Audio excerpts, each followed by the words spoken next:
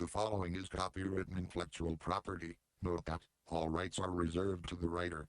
Any and all infringements in any capacity shall be prosecuted at the fullest extent of the law. With that being said, the listener, by choosing to proceed, understands and therefore agrees to the authority legally allotted to the writer. 5. Perpetual Angst Circuit. The perpetual Angst Circuit is learned psychological predisposition to accepted dissatisfaction as inevitable, indefinite, and pervasive. The initiation is demonstrable in the toddler's temper tantrums as their body learns to transfer anger into angst. This cognitive process is the primary cause and catalyst to self-victimization and a plethora of prevalent psychological conditions. The most common socio-incarnation of which is the phenomenon of camaraderie formed thought paralleled light. 6. Negative versus positive reinforcement. The theory of positive and negative reinforcement is redundantly associated with connotations rather than the sociological theorem of the presence or absence of stimulus. The existence of multi-definitional analytical terminology inevitably leads to miscommunication, thus conjecture. Objectivity is the intended faculty of such equations, thus it is counterintuitive to have a subjective denotation. Titles are absolutely inconsequential to their causality and applications so as they are not synonymous. Positive reinforcement, a demonstrable effect to an action, thus granting the recipient tangible feedback to gauge an action's applicable value. Negative reinforcement, the absence of an effect to an action, thus remanding the initiator to speculation of causal implicational value. Positive reinforcement is required if a collaborative interaction is the desired effect. 7. Hyperintellectualization. Hyperintellectualization is the act of overanalysis and articulation of all fathomable contingencies for their causal and applicable values. Though the act of engaging one's mind for inquisition is indication of cognizant sentience, the inherent foible is when the observer lacks the discipline to disengage from the processes, thus preemptively negating the potential to render that which is desired. This primary catalyst of this occurrence is when the observer has failed to maintain an objective disposition. The greatest applicable efficacy obtained through this process is only achievable by upholding a fine balance of both objectivity and subjectivity. Said balance is relative to defined through a separation of modes in the process's faculties. Such is commonly simplified as to render the inspiration and ends as subjective, thus leaving the means to objectivity. The inherent flaw in this methodology is that it bears no reverence for the preceding or subsequent qualities to that of which is observed, hence noted in observation doctrine, what you study is inevitably altered from its native state. Though incapable of negating alteration entirely, there are considerations feasible to minimize collateral damage and subjective observation. In essence, the observer must not only observe his specimen throughout the experiment yet his causal relationship and bias to the act and specimen as a whole, before, during, and after. Such is even more crucial if he is his own specimen. 8. Sociosubversion. Sociosubversion is the act of exploiting other psychological tendencies to assert one's desired resolutions in an interaction. Inevitably, the nature of an interaction in general is two or more entities engaging in a company manipulation to reach a resolution. We, in the individualistic sense, desire to name faculties to be satisfied through an interaction, to be understood and thus leading to achievement of reciprocity. If these two prerequisites are actualized and the participants have enjoyed the interaction, are furthermore inclined to perceive it as an indulgence.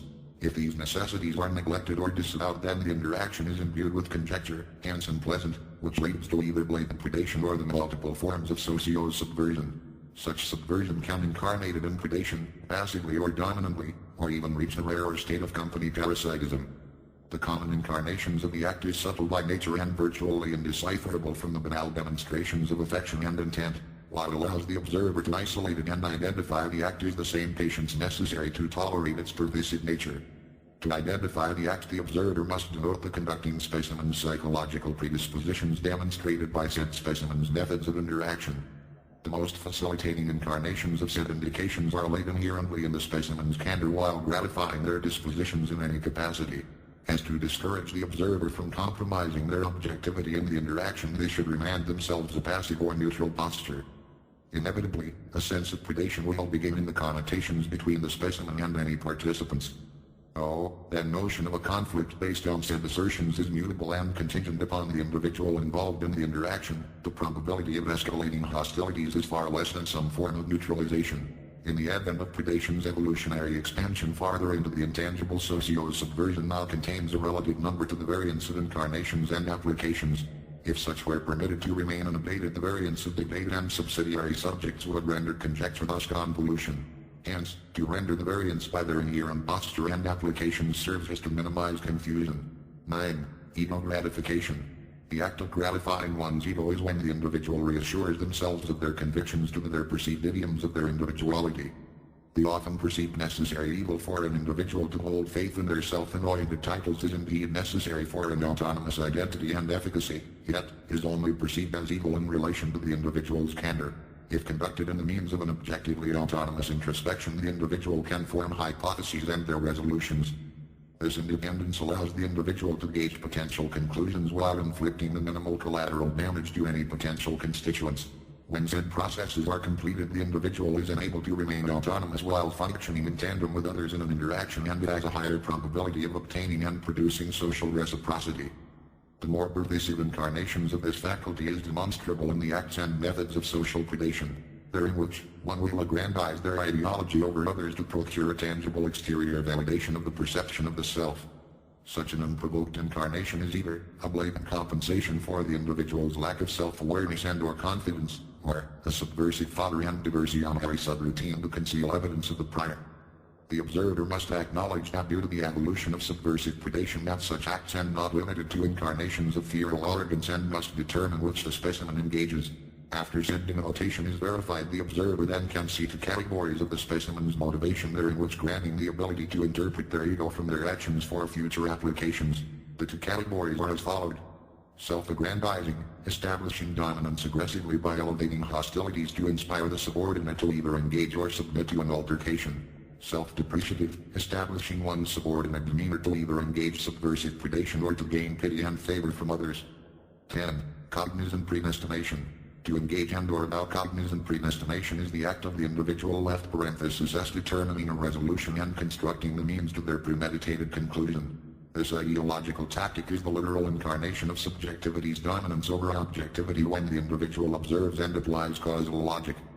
The most notable incarnations are of the dogmatic rites due to their influences yields and jovial zealotry. Yet, the more infamous entities that bear faith's bastardization and inevitably convolute into cannibalism are where the observer is able to witness an objective inquisition into the very nature of faith's ideologies. Inevitably, it is unwise for the individuals who would apply the tactic cognizant predestination to allow such to infect their methods and objectives. Remanding the sentiments to the realm of inspiration and initiation have proven exponential more productive throughout documented history. 11. Mortality, the render's dictum. Mortality, as its brevity dictates, we define by its opposite, death, or the absence of life. The provided and prevalent denotation implies one must know death before defining life. Inevitably, the only beings that possess that knowledge intimately are unable to communicate their experiences with us in such a state. Any and all assertions of what the observer will perceive in the afterlife is unsubstantiated in speculation. Hence, if speculation is the definition of a word which is used as another word's denotation by their causal applications, then inevitably mortality is conjecture. The only definitive difference betwixt the two states of being in which we are certain is the dying observer's isolation from us. In all the speculations of death's potentials, only one possesses some scientific plausibility, the very notion quoted by Dr. Timothy Leary when nearing his inevitable bereavement. It is a theory based off the electronic resonance that remains active in the human brain for upwards to 15 minutes after the observer transfers to the post-mortem state. The resonant electricity's nature has been compared to that of which is witnessed during the REM sleep cycle most experience nightly. In said cycle we create a dream or what is commonly described as a phantasmagoric experience. Seeing as the unconscious observer has nothing to gauge and apply the theory of time measurement, the actual duration of the experience witnessed is not bound to the theory's faculties. Hence, one could speculate that the entire experience could be rendered to the observer in one electric volt out of the innumerable witness scientifically. Inevitably, due to the individual's inability to fathom the very notion of non-existence, a neurobiological electronic resonance could produce an indefinite dream-like experience for the post-mortem observer, yet, to scientists last roughly a quarter of an hour.